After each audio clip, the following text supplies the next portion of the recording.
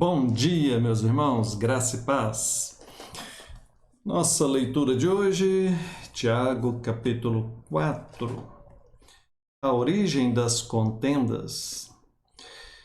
De onde procedem guerras e contendas que há entre vós? De onde, senão dos prazeres que militam na vossa carne?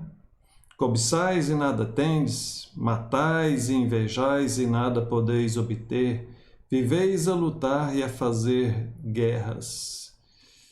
Observa a situação daqueles que vivem desta forma, a ter brigas, confusões e contendas. Ele continua, não tendes porque não pedis, pedis e não recebeis porque pedi mal, para esbanjar em vossos prazeres. A oração, queridos, ela não pode ser uma oração egoísta, pensando só em si, não pode ser uma oração utilitarista, apenas para buscar aquilo que é conveniente para mim. Deus não é nosso empregado. Deus não é nosso servo.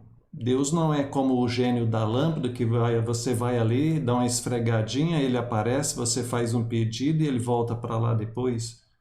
Não. Ele é o Senhor e nós somos os servos.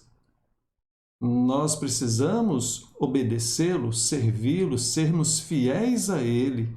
E a oração vem como esse diálogo de forma humilde e aceitável ao Senhor.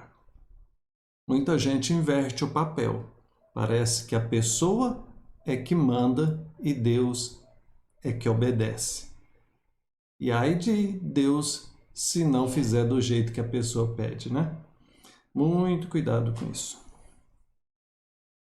Verso 7. Sujeitai-vos, portanto, a Deus, mas resisti ao diabo e ele fugirá de vós. Chegai-vos a Deus e ele se chegará a vós outros. Purificai o coração, purificai as mãos, pecadores, e vós que sois de ânimo dobre, limpai o coração. Eu amo essa passagem, para mim é a passagem mais importante no que diz respeito à questão da luta espiritual, né? Da batalha espiritual, como dizem por aí.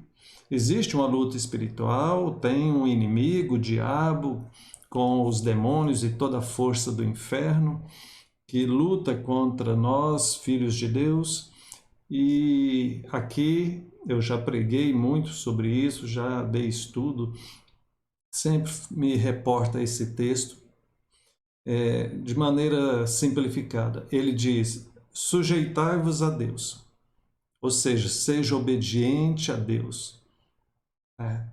Não adianta nada fazer nada se você não estiver em obediência a Deus. Primeiro ponto, seja obediente a Deus.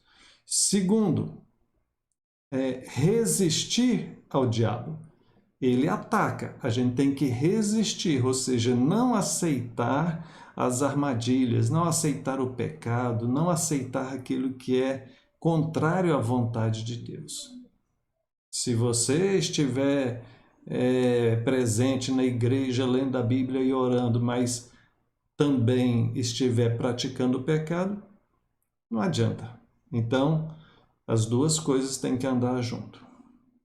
Ele diz aqui sobre aqueles que têm um ânimo dobre, ou seja, aqueles que são inconstantes. Sabe aquela pessoa que hoje está muito bem, estou firme, aleluia, estou aqui, e aí quando é amanhã já está ali, longe de Deus.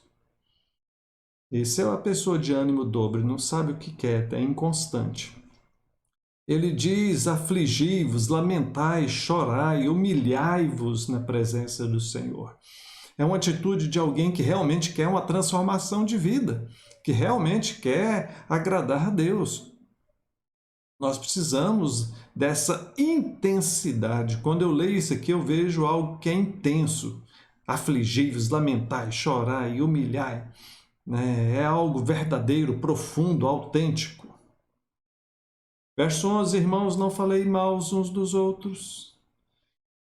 Verso 13: atendei agora vós que dizeis, hoje ou amanhã iremos, faremos isso ou aquilo, não sabeis vós que a vida é como uma neblina que aparece e logo se dissipa? Ao invés disso, deveis dizer, se o Senhor quiser, nós viveremos e faremos. Então, tudo depende de Deus. Lembre-se que nós somos frágeis e carecemos do Senhor.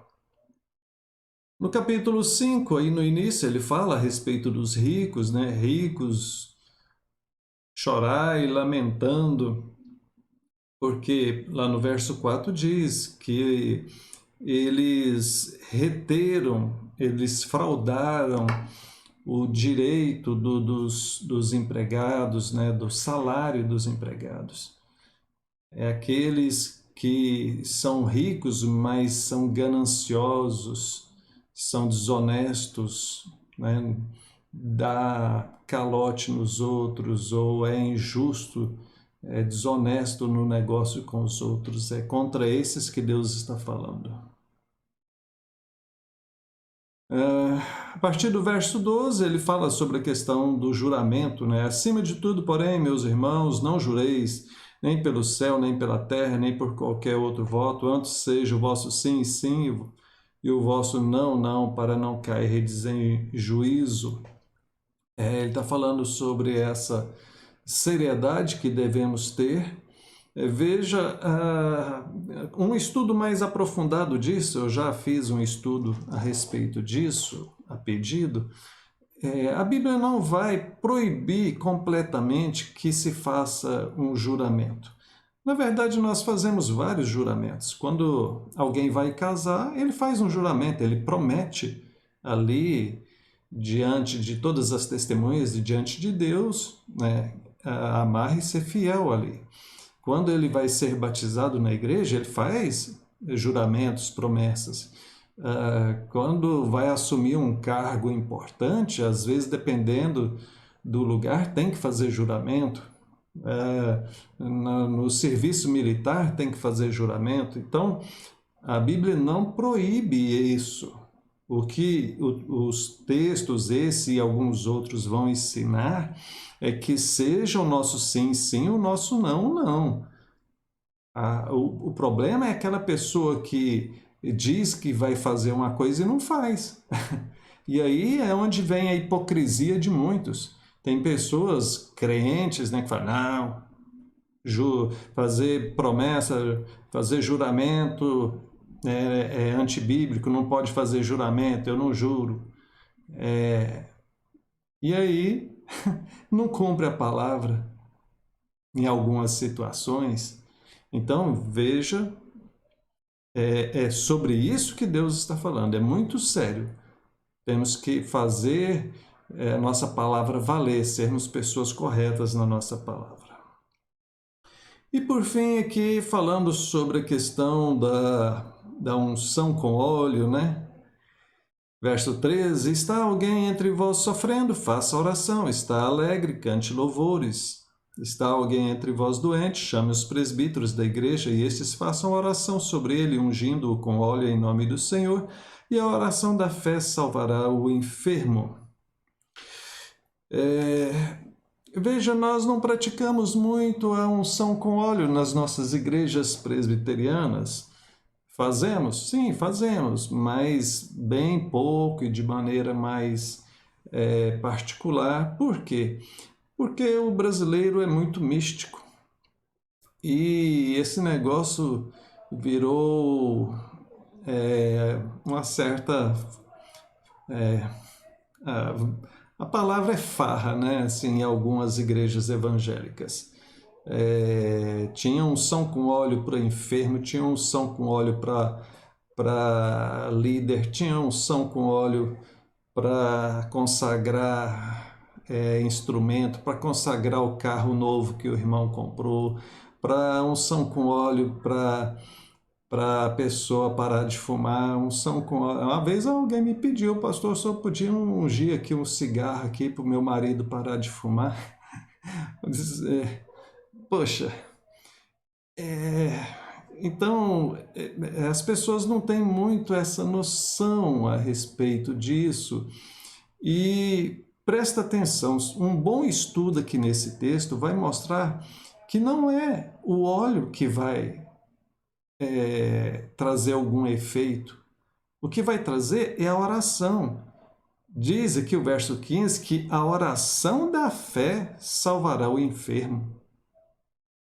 O Senhor o levantará. Não é o óleo, é o Senhor, através da oração. Tá? Uma última coisa que eu queria falar sobre isso, se você tiver dúvida, você pode conversar comigo, eu tenho estudo, eu te passo estudo sobre a questão de unção com óleo.